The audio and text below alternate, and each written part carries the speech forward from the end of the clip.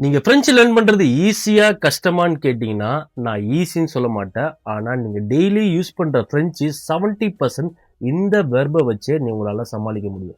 அது என்னென்ன வெர்புன்னு சொல்லவா? வாங்க. ஃபர்ஸ்ட் ஒன் ஆத்ரு டு பி, அதாவது ஆகு அல்லது இருன்ற மீனிங்ல வரும். உதாரணத்துக்கு நான் ஒரு மாணவன், je suis étudiant, அவன் ஒரு ஆசிரியர், il est professeur, நாங்கள் சந்தோஷமாக இருக்கிறோம், nous sommes heureux. இரண்டாவது அவ்வா tu as, உண்டு அல்லது வைத்திருக்கிறேன். உதாரணத்துக்கு எனக்கு 25 வயது உண்டு, j'ai 25 ans. அவளிடம் ஒரு கார் உண்டு, elle a une voiture. நமக்கு பசிக்கிறது, nous avons faim.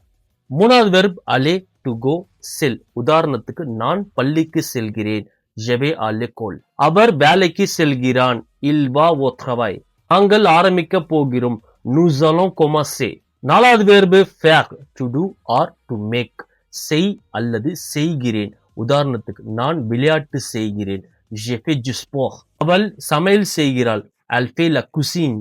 குளிராக இருக்கிறது, il fait froid. இந்த மாதிரி பிரெஞ்சு கத்துக்கிறதுக்கு நிறைய விஷயம் இருக்கு. அப்கமிங் வீடியோஸ்ல இதை பத்தி சொல்றேன். மெர்சி, அபியாந்தோ.